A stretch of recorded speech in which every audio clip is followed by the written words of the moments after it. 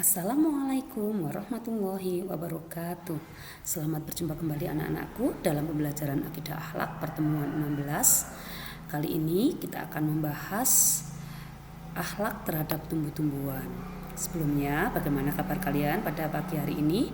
Apakah kalian semua dalam keadaan sehat walafiat? Semoga kalian semua senantiasa diberikan anugerah kesehatan sehingga dapat melaksanakan kegiatan pembelajaran dengan baik dan mendapatkan ilmu yang barokah bermanfaat. Amin. Anak-anakku, langsung saja kita masuk pada materi bahwa tumbuh-tumbuhan merupakan makhluk Allah Subhanahu wa taala yang perlu kita jaga dan kita rawat. Tumbuh-tumbuhan banyak sekali memberikan manfaat bagi kehidupan manusia. Oleh karena itu, kita harus berakhlak baik terhadap tumbuh-tumbuhan yang ada di sekitar kita. Anak-anakku, kita tahu bahwa tumbuh-tumbuhan memiliki banyak sekali manfaat untuk kehidupan kita. Di antaranya, yang pertama adalah mengurangi pemanasan global. Cuaca yang semakin panas sekarang ini memicu adanya pemanasan global. Oleh karena itu, ketika kita mengurangi pemanasan global, kita bisa melakukan dengan cara menanami pohon di sekitar rumah kita. Karena apa? Karena pohon ini menyerap karbon dioksida dan polusi dari udara. Untuk yang kedua adalah mengurangi banjir. Pohon adalah tanaman yang bisa menyerap air. Ketika di sekitar kita banyak pohon, maka akan menanggulangi dari bencana banjir. Kemudian yang ketiga adalah menurunkan pencemaran lingkungan. Pohon berfungsi menyerap karbon dioksida dan menghasilkan oksigen, sehingga keberadaan pohon akan mengurangi polusi dan pencemaran yang ada di lingkungan kita. Kemudian manfaat yang keempat adalah meningkatkan kualitas hidup. Pohon menciptakan keindahan, kesejukan, ketenangan. Dengan demikian, pohon dapat meningkatkan kualitas hidup bagi manusia. Nah, bagi orang yang sedang sakit, ketika kita melihat tanaman-tanaman yang hijau, maka orang yang sakit itu akan cepat proses pemulihan dan penyembuhannya. Kemudian yang kelima manfaatnya adalah membuat anak lebih mudah belajar.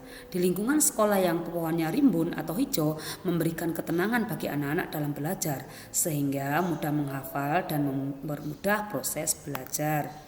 Anak-anakku, inilah contoh-contoh lingkungan yang sehat, yang bersih, penuh dengan pepohonan. Terasa sejuk bukan? Baik anak-anakku, kita lanjut. Tahukah kalian bahwa berbagai macam musibah yang ada di alam ini salah satunya adalah akibat dari ulah manusia. Nah, salah satunya ini sudah dijelaskan dalam surat Ar-Rum, yang artinya kurang lebih telah tampak kerusakan di darat dan di laut disebabkan karena perbuatan tangan manusia. Allah menghendaki agar mereka merasakan bagian dari perbuatan mereka agar mereka kembali ke jalan yang benar. Katakanlah Muhammad, bepergianlah di bumi lalu lihatlah bagaimana kesudahan orang-orang dahulu. Kebanyakan dari mereka adalah orang-orang yang mempersekutukan Allah. Nah, itulah ayat yang menjelaskan bahwa kerusakan di bumi ini adalah salah satunya adalah akibat dari kelalaian manusia.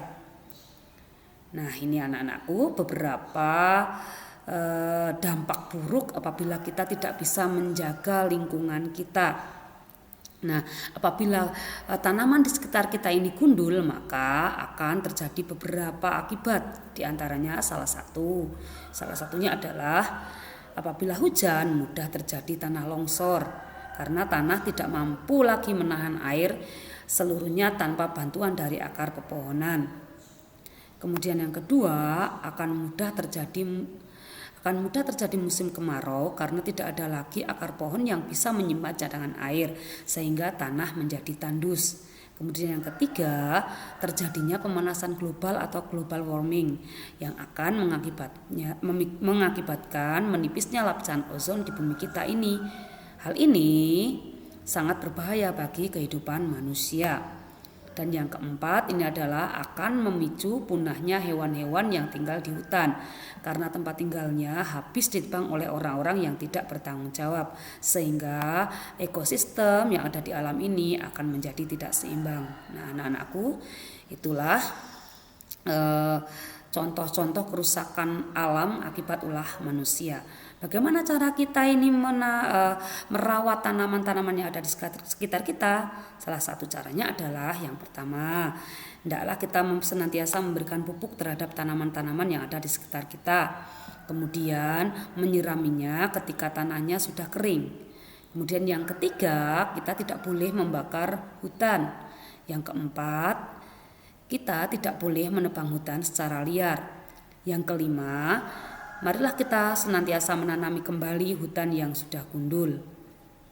Yang keenam, menjaga kebersihan lingkungan dengan tidak membuang bekas cucian di bawah pohon.